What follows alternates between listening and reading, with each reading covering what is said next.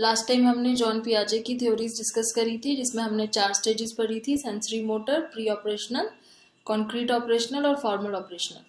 लेकिन उसमें कुछ क्रिटिसिज्म भी हमने पढ़ा था कि उसमें काफ़ी सारे क्रिटिसिजम्स थे। जैसे कि एक उसमें से सबसे मेजर क्रिटिसिज्म था जो ये था कि उन्होंने डेवलपमेंट में कहीं भी सिग्निफिकेंट अदर्स के रोल के बारे में नहीं बताया था। मतलब जो बच्चा सीखता है बड़े होते होते, जो उसकी डेवलपमेंट होती है, कॉग्निटिव डेवलपमेंट, उसमें उसके केयर गिवर्स का तो कोई रोल उन्होंने बताया नहीं कि उनके केयर गिवर्स का भी कोई रोल होता है उसमें। जैसे पेरेंट्स होते हैं या फिर टीचर्स होती हैं, तो उनका क्या रोल होना चाहिए। तो ये सबसे बड़ा क्रिटिसिज्म उनकी थ्योरी में माना गया था। तो इसी चीज़ के ऊपर वाइगॉट्स्की ने फिर अपनी थ्योरी बताई थी। और ये लीव वाइगॉट्स्की रशियन साइकोलॉजिस्ट थे, और इन्होंने भी कॉग्निटिव डेवलपमेंट जो होती है बच्चों की, उसके ऊपर अपनी खुद की थ्योरी बताई थी। और इन्होंने जो ज़्यादा इम्फेसिस दिया था वो सिग्निफिकेंट अदर्स पे दिया था। सिग्निफिकेंट अदर्स का मतलब है जो लोग बच्चे का ध्यान रखते हैं, जिससे बच्चा सीखता है। ये कहते हैं कि उनका रोल बहुत ज़रूरी है कॉग्निटिव डेवलपमेंट में, क्योंकि वो बहुत बच्चे को एक तरीके से सपोर्ट प्रोवाइड करते हैं कोई भी चीज़ सीखने में। बच्चे अपने आप से इंटरेक्ट करके जो सीखते हैं, उसके अलावा सिग्निफिकेंट अदर्स का भी बहुत ज़्यादा रोल होता है। पियाजे ने कहा था कि बच्चे ऑब्जेक्ट्स के साथ इंटरेक्ट करके सीखते हैं, लेकिन वाइगॉट्स्की बोलते हैं कि बच्चे जो हैं वो अदर्स के अलावा उनके साथ भी इंटरेक्ट करते हैं जो उनके केयर गिवर्स होते हैं। तो Vygotsky stress the importance of social interaction with other people. तो वाइगॉट्स्की ने किसके ऊपर ज़्यादा स्ट्रेस दिया है? सोशल इंटरेक्शन दूसरे लोगों के साथ। और ज़्यादातर highly for more highly skilled children, मतलब जिनके बच्चे बहुत हाईली स्किल्ड होते हैं, दैट मीन्स उनके साथ जो उनके केयर गिवर्स हैं उनकी जो इंट्रैक्शन है काफ़ी ज़्यादा हुई है। और ये जो केयर गिवर्स होते हैं, ये बच्चों को जो सपोर्ट प्रोवाइड करते हैं, उसको वाइगॉट्स्की ने स्कैफोल्डिंग का नाम दिया है। स्कैफोल्डिंग मीन्स जब आप किसी को सपोर्ट करते हो कोई अचीव करने के लिए कोई गोल। तो स्कैफोल्डिंग मतलब यहाँ पे आप एज अ पेरेंट या एज अ टीचर बच्चे को कुछ सीखने के लिए अपनी पूरी सपोर्ट प्रोवाइड कर रहे हो, और वो तब तक कर रहे हो जब तक वो बच्चा अपने आप करना ना सीख जाए। फिर आप उसको अपना छोड़ देते हो अपने आप करने के लिए। तो ये आप उसका हाथ पकड़ के तब तक ले जा रहे हो जब तक वो अपने आप चलना नहीं सीख रहा, उसके बाद आपने उसको छोड़ दिया। उस चीज को स्कैफोल्डिंग बोला है वाइगॉट्स्की ने।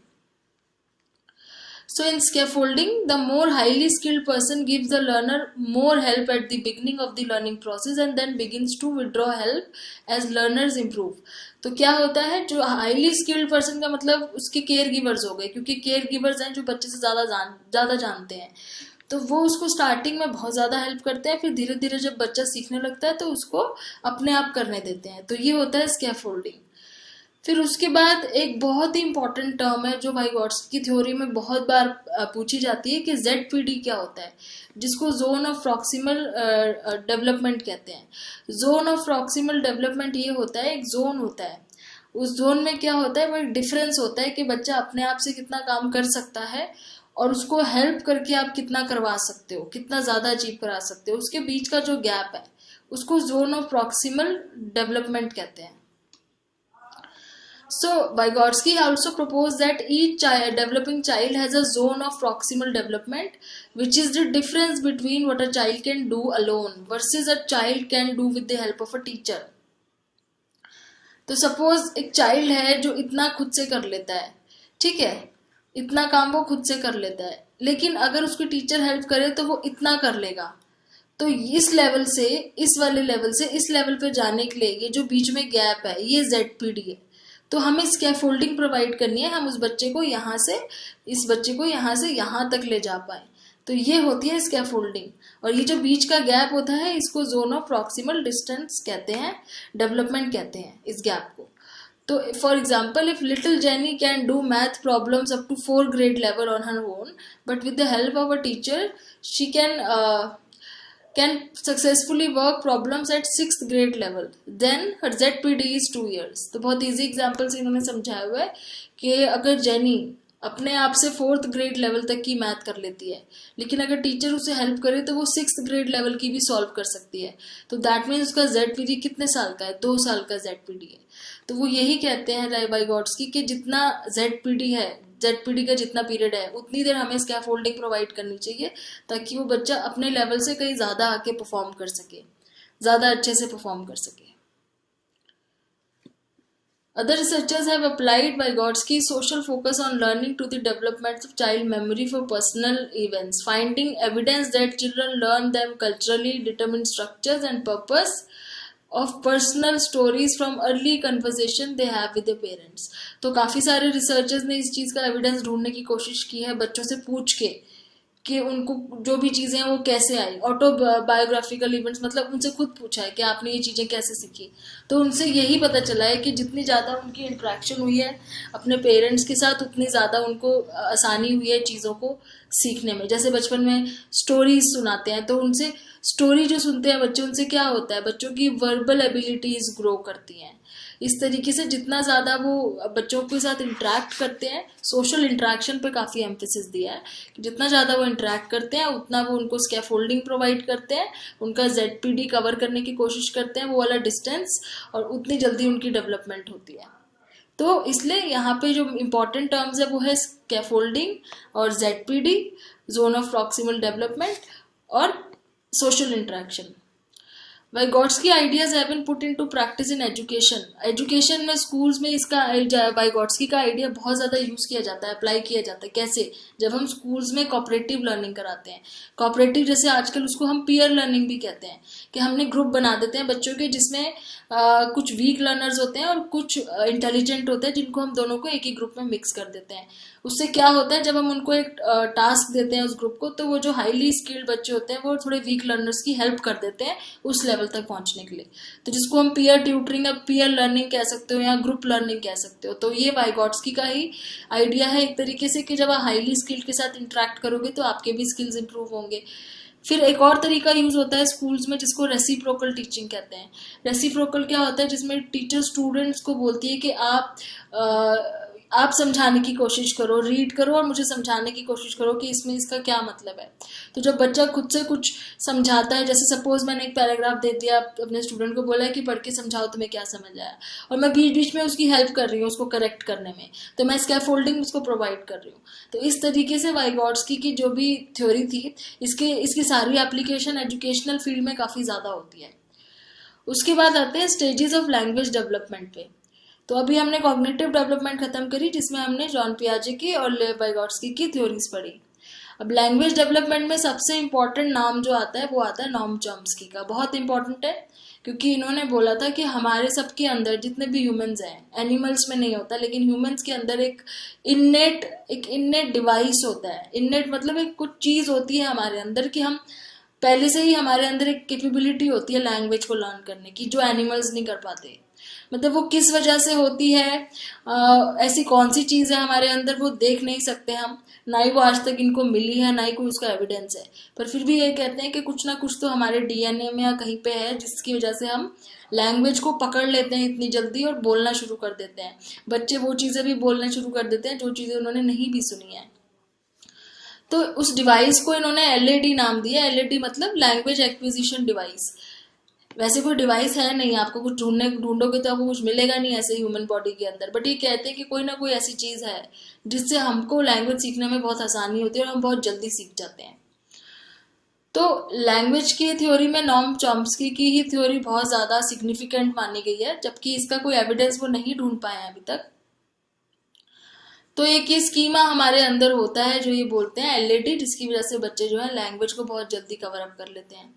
और इसके अलावा भी थ्योरीज बहुत सारी आई हैं, जैसे कि कुछ बोलते हैं चाइल्ड डायरेक्टेड स्पीच होती है। जैसे हम बच्चों से बात करते हैं जब, तो वो उसको अगर हम बच्चों से धीरे धीरे बात, जैसे बच्चों से जब आप बात करते हो, छोटे बच्चों से आप कैसे बात करते हो, आप थोड़ा सा ऊंचा बोलते हो, आप बार बार रिपीट करते हो, आप उसको गा के बोलने की कोशिश करते हो, थोड़ा सा प्यार से लंबा खींच के बोलना ताकि उसको क्लियरली समझ में आए आप क्या बोल रहे हो।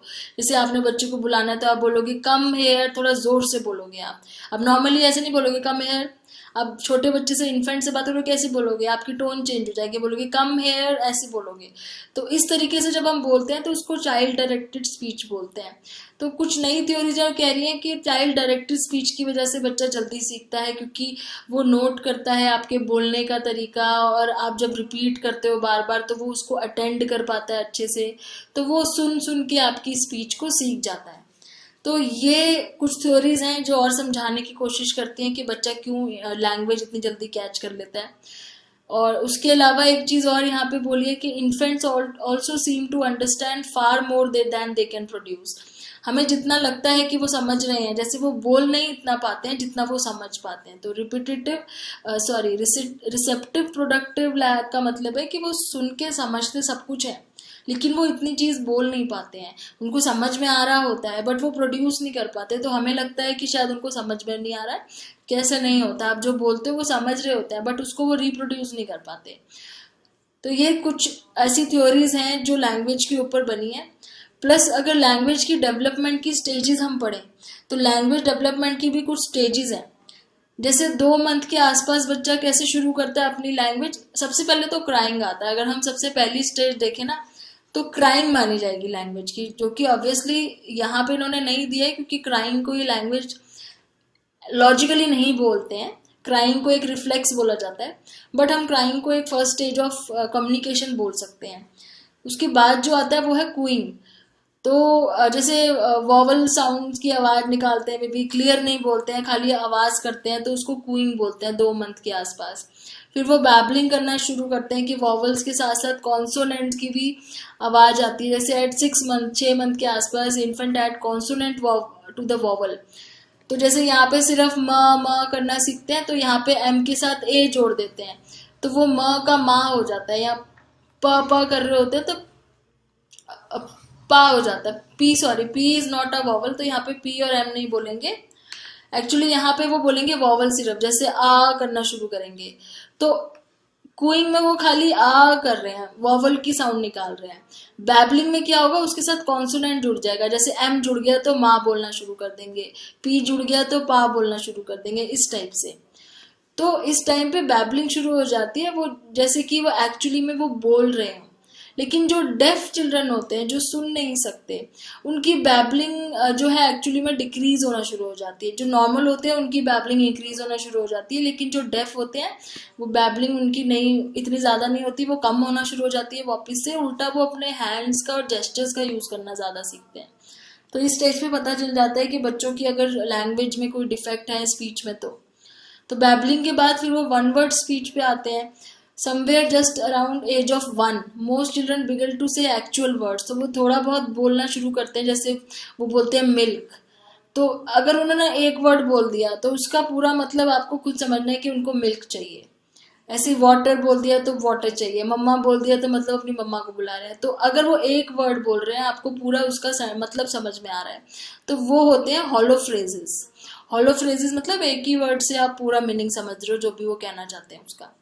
फिर 1 वर्ड के बाद वो 2-3 वर्ड्स और ऐड करते हैं, जिसको टेलीग्राफिक स्पीच बोलते हैं। टेलीग्राफिक क्यों? क्योंकि हम टेलीग्राम्स में जैसे छोटा छोटा शॉर्ट में लिखते हैं ना, हम शॉर्ट में बनाने की कोशिश करते हैं अपना मैसेज जब हम टेलीग्राम में लिखते हैं। ऐसे ही टेलीग्राफिक स्पीच मतलब शॉर्ट में बोलते हैं ये। तो इसमें वो वर्ड्स आपस में जोड़ते हैं सिंपल नाउन और वर्ब का यूज करके। जैसे बेबी ईट मतलब बेबी को खाना है, या मम्मी गो, डॉगी गो बाय बाय। तो इस तरीके से मतलब बीच में कभी कभी वर्ब्स मिसिंग हो जाते हैं या बीच में उनकी फॉर्म्स मिसिंग हो जाती है। प्रॉपर ग्रामर नहीं अभी वो सीखे हैं, लेकिन वर्ड्स को जोड़ना सीख गए हैं। तो शुरुआत आप देखो कहाँ से हुई, सिंगल अल्फाबेट से शुरुआत हुई थी जिसमें सिर्फ वॉवल्स बोल रहे थे, जिसको क्यूइंग बोलते हैं। फिर अल्फाबेट के साथ 2 अल्फाबेट जुड़ गए, जो एक वॉवल था एक कॉन्सोनेंट था, उसको बैबलिंग बोलते हैं। उसके बाद एक वर्ड बन गया पूरा। जब इन्होंने बैबलिंग में भी रिपीट करना शुरू कर दिया, मामा, माँ को 2 बार रिपीट करा, तो 1 वर्ड स्पीच बनती गई। ऐसे ही फिर उसमें वाटर, मिल्क, इस तरह की चीजें बोलते हैं, जिसको हॉलो फ्रेजेस भी कह सकते हो आप। फिर टेलीग्राफिक स्पीच बोलना शुरू हो जाते हैं, मतलब कि शॉर्ट में, जिसमें बीच में वर्ब्स कभी कभी आ जाते हैं और ग्रामर थोड़ी सी खराब होती है। फिर जो लास्ट स्टेज होती है इनकी, वो होती है होल सेंटेंसेस। जब ये प्रॉपरली एक सेंटेंस बोलना सीख जाते हैं, हो सकता है ग्रामेटिकल एरर्स हो क्योंकि ये पैसिव सेंटेंसेस बोलना इतनी जल्दी नहीं सीखते हैं। एक्टिव बोल सकते हैं, पैसिव नहीं बोल पाते हैं। तो वोकैबुलरी इनकी इतनी स्ट्रांग नहीं होती, ग्रामेटिकल एरर्स हो सकती है, लेकिन फिर भी एक सेंटेंस बनाना एटलीस्ट सीख जाते हैं। तो इस तरीके से इनकी लैंग्वेज की डेवलपमेंट होती है। और ये प्रॉब्लम किस में आती है, कौन से ऐसे बच्चे हैं जो इस तरीके से डेवलप नहीं कर पाते लैंग्वेज, या तो उनके अंदर डिफेक्ट होता है जैसे कि जो डेफ होते हैं। बोलने में प्रॉब्लम है जिनको या सुनने में प्रॉब्लम है, वो तो नेचुरल है। लेकिन अगर वैसा ऐसा कोई प्रॉब्लम नहीं है बोलने सुनने में, लेकिन फिर भी वो अगर ये नॉर्मल स्टेजेस नहीं कर पा रहे हैं, तो उसमें एक चीज़ और आ जाती है। तो क्या आ जाती है कि क्या उनको ऑटिज्म की कोई प्रॉब्लम तो नहीं है। ऑटिज्म की प्रॉब्लम बहुत सारी हो सकती है। ऑटिज्म जो है ना, वो एक स्पेक्ट्रम डिसऑर्डर है। स्पेक्ट्रम मतलब ऑटिज्म में इतने सारे डिसऑर्डर हो सकते हैं, यहाँ से लेके यहाँ तक कोई भी डिसऑर्डर हो सकता है। इन सबको ही हम ऑटिज्म कहेंगे। लेकिन कौन सा वाला है, ये वाला डिसऑर्डर है, ये वाला है, ये वाला है, कौन सा वाला है? तो ऑटिज्म एक स्पेक्ट्रम है, उसमें बहुत सारी वैरायटी ऑफ डिसऑर्डर्स हो सकते हैं, जिसमें बच्चे को बोलने में, कम्युनिकेट करने में बहुत प्रॉब्लम आती है। ऑटिस्टिक बच्चे डायरेक्टली देख के कम्युनिकेट नहीं करते हैं, वो जवाब नहीं देते हैं। तो अगर इस तरह की कोई प्रॉब्लम है तो नॉर्मली जैसे लैंग्वेज की डेवलप जो होती है उसमें थोड़ा सा डिले दिखता है, या फिर दिखता है कि बच्चा उस तरीके से कम्युनिकेट नहीं कर रहा है। तो इस तरह से उनकी थिंकिंग में प्रॉब्लम आती है, लैंग्वेज में प्रॉब्लम आती है, सोशल स्किल्स में भी प्रॉब्लम आती है। वो ठीक से वो नहीं करते हैं, अपने सोशल स्किल्स नहीं दिखाते हैं, लोगों से बातचीत नहीं करते हैं। तो इस तरीके से लैंग्वेज डेवलपमेंट में ये सारी चीज़ें हमने पढ़ी हैं जो इम्पोर्टेंट है। अब नेक्स्ट वीडियो में हम साइको सोशल डेवलपमेंट पे आएंगे। कॉग्निटिव हो गई हमारी, लैंग्वेज डेवलपमेंट भी हो गई। अब बची है हमारी साइको सोशल डेवलपमेंट। उससे पहले मैं इस वीडियो को ख़त्म करने से पहले मैं आपको समरी एक बार पढ़ा देती हूँ। फिजिकल डेवलपमेंट हमने पढ़ी एज वाइज, जिसमें हमने देखा कि धीरे धीरे बच्चों के ऑर्गन्स जो है वो फंक्शनल हो जाते हैं, फिर उनमें रिफ्लेक्सेस नज़र आते हैं। 5-6 रिफ्लेक्सेस हमने पढ़े थे। फिर उनकी सेंसेस के बारे में पढ़ा कि उनके टच, टेस्ट और स्मेल तो डेवलप होती है। हियरिंग अभी फुली फंक्शनल नहीं होती है क्योंकि उसमें फ्लूइड होता है जो क्लियर होना होता है।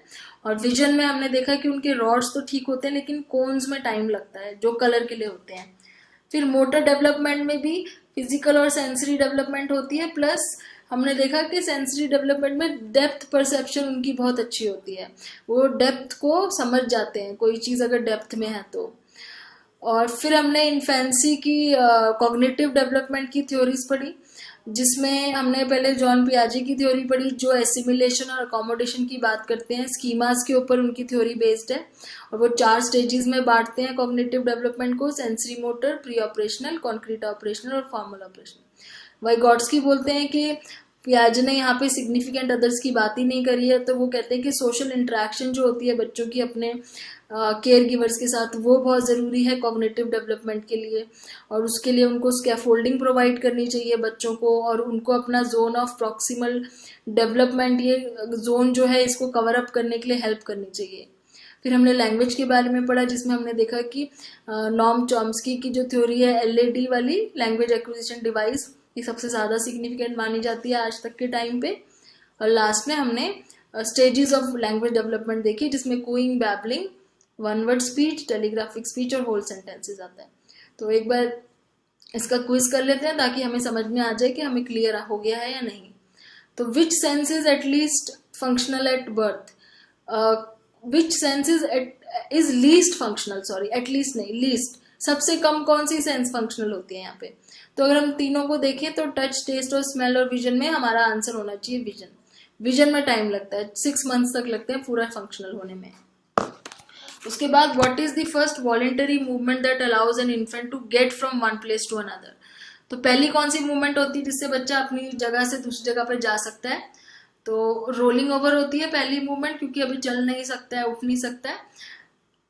सिटिंग और रेजिंग हेड पहले होती है रोलिंग ओवर से, लेकिन ये पूछ रहे हैं कौन सी मूवमेंट है जिससे वो अपनी जगह बदल सकता है। तो रोलिंग ओवर है जिससे वो अपनी जगह बदल सकता है। In which of Piaget stages would a child who has just developed object permanence। तो कौन सी स्टेज में चाइल्ड ऑब्जेक्ट परमानेंस डेवलप करता है? जॉन पियाजे की सेंसरी मोटर स्टेज में। जबकि क्रिटिसाइज करने वाले लोगों ने बोला है कि वो उससे काफी पहले कर लेता है, पर पियाजे कहते हैं कि सेंसरी मोटर स्टेज में करता है। Vygotsky defines dash as the difference between what a child can do alone and what a child can do with help. तो इसको क्या बोलते हैं वाइगॉट्स्की कि जो बच्चा खुद कर सकता है और जो बच्चे को हेल्प से करना है उसके बीच का जो डिस्टेंस होता है उसको ये बोलते हैं जोन ऑफ प्रॉक्सिमल डेवलपमेंट।